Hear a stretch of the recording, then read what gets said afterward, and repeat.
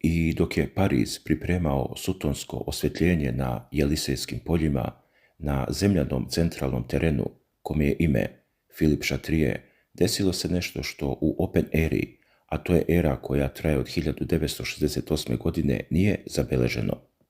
Novak Đoković, jedini preostali Grand Slam šampion u žrebu, jer da ponovimo, Jannik Sinner je već otišao kući, Carlos Alcaraz nije ni doputovao u Pariz, jedan od trojice koji su posljednjih 9 velikih turnira držali u svojim rukama, pao je. I to ne protiv nekog iskusnog ratnika, ne. Pao je protiv klinca od 19 godina, koji se prema sopstvenom priznanju posle meča nije ni nadao da će pobediti.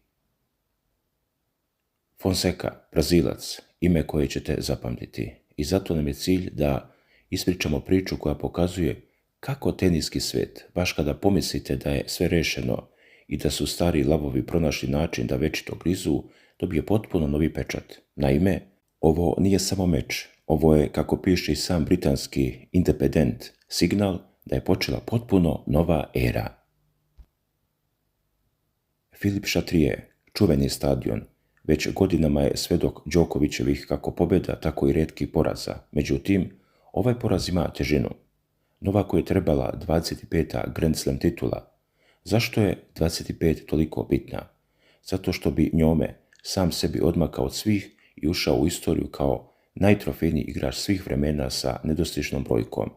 Zato što bi stari lav, kome je 39 godina i kome sate na satu neumitno kucaju, iskoristio najbolji mogući žreb posle eliminacije Jannika Sinnera, posle odsustva Carlosa Alcaraza, da se dokopa nove krune. Kako prenosi Independent, za Đokovića je to bila zlatna prilika. Svi su pričali o tome, svi su vidjeli njegovo ime u finalu. I onda dođe ovaj mali Brazilac, 18. nosilac, 18. nosilac na turniru, koji je prošle godine postao poznat široj javnosti nakon Australian Opena, ali nikada nije došao do 4. kola Grand Slama. I šta se desilo? Prva 2 seta su izgledala rutinski za srpskog asa, 6-4, 6-4. Đoković kontroliše ritam. Fonseca, koji priznaje da je prvi put igrao na centralnom terenu, deluje preplašeno. Kaže posle meča, a ovo je njegova izjava koju prenosimo. Sunce je bilo jako, lopta je samo odletela, nisam imao osjećaj. Deluje kao da će se meč završiti za 3 seta i onda se dešava ono što je suština ove priče. U 3. setu, kako je večer krenuo da pada i kako su se temperature spustile, Fonseca je pronašao kontrolu. Kada je dan postao mračniji, osjećao sam se sporijim i to mi je pomoglo da proizvedem više snage, rekao je posle meča. U 3. setu rezultat je 6-3 za Brazilca, 4. set 7-5. Tamo negdje u 4. i 5. setu Đoković, kako sam kaže, ostao je bez gasa. Ovo je rekao na konferenciji za medije, nešto što se retko dešava, da prizna fizičku potpunu iscrpljenost. Kako piše Independent, a posljednja 2 seta posle 4 sata i 53 minuta, Đoković izgledao kao čovjek koji tone u živom pesku. Sa druge strane mreže klinac sa forehandom poput rakete, jer stručnjaci kažu da je njegov forehand udarac koji menja tok meča počeo da pogađa linije. I to ne bilo kakve linije, u najvažnijim poenima. Kako je Đoković rekao, on je u ključnim trenucima igrao neverovatan tenis, pronalazio nemoguće udarce.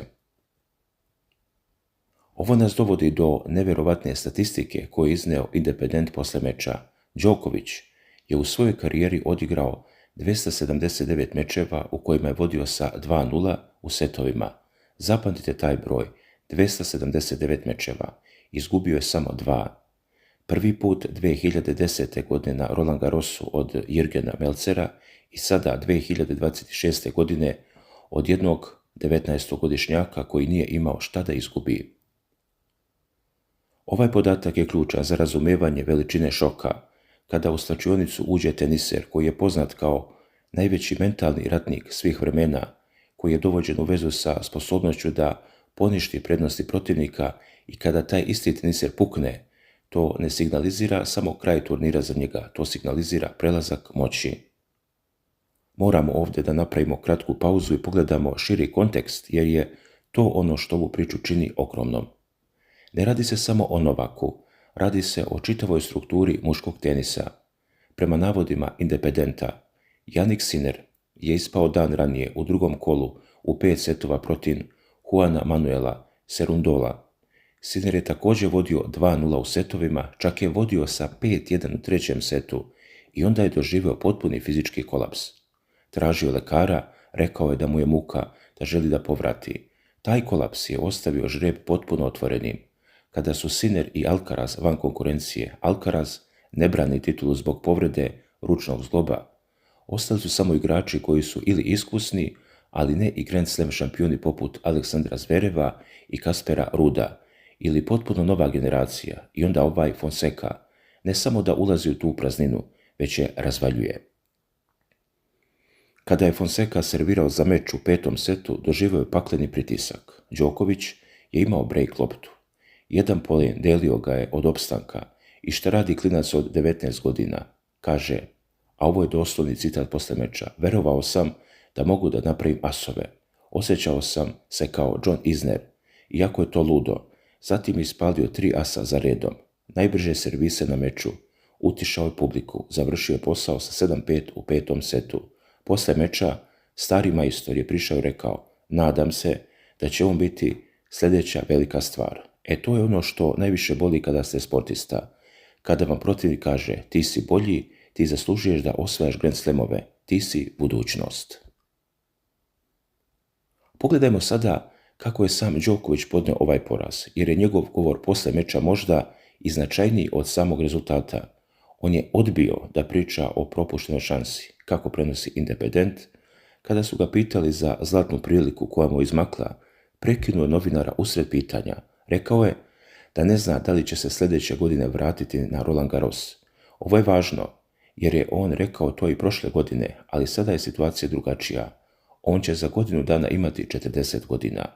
3 mjeseca pre ovog turnira, posle finala Australian Opena, jedva da je igrao tenis, došao je u Pariz bez ritma i sada je dobio meč od skoro 5 sati. Njegove reči, nisam se osjećao dobro na terenu u posljednja 2 seta. Kada čovjek koji je trčao maratone na terenu kaže da nema energije, to je alarm. Ali sada, dragi gledaoci, dolazimo do najvećeg podatka koji je Independent izneo u svom opsežnom izveštaju. Ovo je podatak koji će vam naježiti kožu. Prvi put u Open eri, prvi put od 1968. godine, 4. kolo muškog Grand Slema počeće bez jednog bivšeg Grand Slam šampiona u žrebu, ni jednog. Zamislite tu scenu. U ponedjeljak ujutru, kada igrači izađu na teren za mečeve osmine finala, na njihovim protivnicima neće pisati osvajač Wimbledona, osvajač US Opena. Ne, svi su hipotetički mrtvi. Svi su pali. To nije samo senzacija, to je istorijska anoma. To je trenutak koji definiše smenu generacija, iako većina stručnjaka misli da će smena trajati godinama. A ko su sada glavni favoriti? Prema analizi Independenta, najveći favorit jeste Aleksandar Zverev, drugi nosilac. Zverev je u 4. kolu posle pobjede nad Kentenom Alisom, zatim Kasper Ruud, nekadašnji finalista Roland Garrosa, ali tu je i ovaj Fonseca, koji je postao prvi tinejdžer koji je pobjedio Đokovića na Grand Slam ikada. Neke kladionice su već spustile kvotu za Brazilca. Tu je njegov kolega tinejdžer, Španac Rafael Hodar, koji je također u 4. kolu. Ovo nije više turnir na kome se traži nasljednik. Ovo je turnir na kome se kruniše potpuno novi kralj. Vratimo se sada na psihologiju pobjednika. Fonseca, kada je izašao sa terena, nije mogao da veruje šta je uradio. Na pitanje kako je mislio da preokrene meč iz 0:2, rekao je, ovo je genijalan odgovor. Zapravo nisam. Samo sam uživao u činjenici da sam na terenu sa svojim idolom. Ovaj mladić je odrastao gledajući Đokovića, zove ga Goat, najveći svih vremena. I onda, na najvećoj sceni, pred punim stadionom, on radi ono što većina njegovih idola nije mogla da uradi. Lomi ga na fizičkom planu. Ovo je podatak koji govori o izdržljivosti. Iako je mlađi, on je u 5. setu trčao brže, udarao jače i što je najvažnije, nije pravio greške. Prema izveštaju sa terena, njegov trener je posle 3. seta samo mahnuo rukom kao da kaže, verujem ti, samo igraj. Independent također navodi da je Fonseca prethodno kolo izbacio Dina Prižmića, također iz 2 seta zaostatka. To znači da je ovaj klinac ušao u zonu. On je postao specijalista za preokrete i dok je Đoković klonuo, ovaj rastao. Analitičari će danima raspravljati o tome da li je Đoković potrošio previše energije u prvim kolima. Da li je ovo posljednji put da ga vidim u Parizu, ali jedno je sigurno, novo ime je uklesano u mermer. Pogledajmo sada detalje meča koji su odlučili pobjednika. 4. set se igrao kao nož.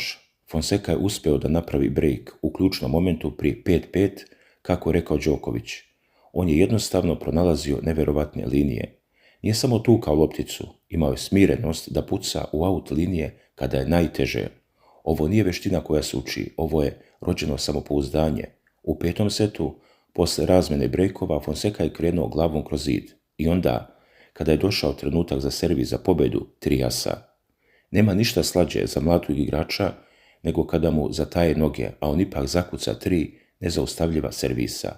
Reakcije na društvenim mrežama su bile munjevite. Bivši igrači su pisali da je ovo početak kraja jedne ere. Novinari su pisali da je Đokovićeva patnja na terenu izgledala jezivo, a sam Đoković je istakao: ne mislim da sam puno grešio svojom igrom. On je jednostavno bio bolji. Ovo je priznanje koje rijetko čujete od nekoga koji je osvojio 24 Grand Slema. Kako ovo utiče na ostatak turnira? Za početak, cijela gornja polovina žreba je u haosu.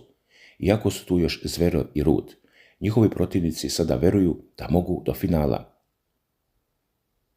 Nema više tog straha od velikog imena u slačionici. Kada klinac sa 19 godina može da izbaci legendu, zašto neko ko je na 30. na svijetu ne bi izbacio Zvereva?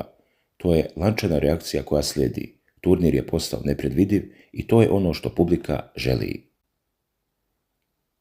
A sada, dragi gledalci, malo o širim posljedicama po Novaka Đokovića. On je rekao da će možda uzeti pauzu pre Wimbledona. S obzirom na to da je i Alcaraz van Wimbledona zbog iste povrede ručnog zgloba, to je također potvrdio Independent. Wimbledon bi mogao da bude priča za sebe, ali ovdje smo na zemlji. Ovo je Đokovićeva podloga. Iako je više puta osvajao Roland Garros, ovaj poraz je dublji. Nije izgubio u finalu od Alcaraza. Izgubio rano od deteta. To stavlja tačku na njegovu dominaciju na ovoj podlozi. Također moramo da se vratimo na jedan detalj koji je možda prošao ispod radara. Fonseca je rekao da je osjetio da je Đoković umorniji od njega na kraju meča uprkos godinama. Mislim da je on na kraju bio spremniji od mene, rekao je brazilski tinejdžer. Ovo je zapanjujuće. Znači, mladić priznaje da ga je stari igrač fizički nadigrao na dugim razmjerama, ali da on ipak ima snage da servira as kada treba. Kako je objasnio, tamnije nebo mu je dalo osjećaj da može jače da zamahne. Sad dolazimo do dela koji je za sve navijače Đokovića najteži. On nije mogao da iskoristi najveći kolaps rivala u istoriji turnira. Sinner je pao pre njega. Sinner je ispao na način na koji se retko ispada, fizički neverovatan kolaps. I Đoković je imao otvoren put. Umjesto da uzme 25. titulu, on odlazi kući pre druge nedelje takmičenja. Ovo je psihološki udarac iz kog se stari sportisti teško oporavljaju. Šta više, na konferenciji za štampu je izgledao prazno, nije imao onu vatru u očima koju ima kada izgubi, a zna da je mogao bolje. Ovoga puta je jednostavno rekao, on je bio bolji. I da sumiramo gdje smo sada. Independent je u svom naslovu članku napisao da je kraj Đokovićevog sna signalizira početak nove ere. To nije medijska senzacija, to je hladna činjenica. Kada nemate nijednog osvajača Grand Slema u osmini finala, to znači da su stari lavovi mrtvi, hipotetički naravno. Možda će se vratiti, možda će Đoković iznenaditi na Wimbledonu, ali na zemlji u Parizu 2026. godina je godina kada je pala posljednja barijera. I ta barijera se zove Novak Đoković, a srušio je dečko koji je pre samo 2 godine nije postojao u teniskoj svesti. Kako će se ovo odraziti na sam turnir? Finale će biti između dvojice igrača koji nikada nisu podigli Grand Slam pehar. To donosi neverovatan nivo pritiska, ali i neverovatnu slobodu. Za Fonseku put je dalje dugačak. Za Zvereva Ovo je šansa da se skinu lanci najboljeg igrača bez Grand Slema. Za Kaspera Ruda ovo je treća finalna prilika. Srž priče je da će se istorija pisati ispočetka, ljudi. I na kraju ono što je Đoković poručio Fonseki. Nadam se da će biti sljedeća velika stvar. Ovo je najveći kompliment koji je jedan šampion mogao da da. To je prenos baklje, iako ga Đoković nikada ne bi priznao namjerno. Ali u sportu, kada izgubiš od nekoga koji ima 19 godina, a ti nisi uradio ništa loše, znaš da je taj klinac poseban. Dakle, prvi put posle skoro 60 godina, ljudi, Grand Slam bez šampiona u osmini finala. Prvi put da je Novak Đoković izgubio iz 2-0 posle 16 godina. Prvi put da je jedan Brazilac obrisao pod sa najvećim igračem svih vremena na njegovom teritoriju. Teniski svet se promenio za 4 sata i 53 minuta. Mi smo tu promenu vidjeli. Ovo je analiza koja obuhvatila svaku rečenicu izveštaja sa terena, svaku reč iz konferencije za novinare i svaki detalj ove istorijske večeri. Ostaje da vidimo da li će Fonseca nastaviti niz, da li će Zverev iskoristiti šansu ili će neko treći iskočiti iz senke. Jedno je sigurno, sunce je izašlo na Filip Chatrier, ali izašlo je nad jednom novom Južnom Amerikom i zato, gledaoci, zakopčajte se, ovo tek postaje zanimljivo.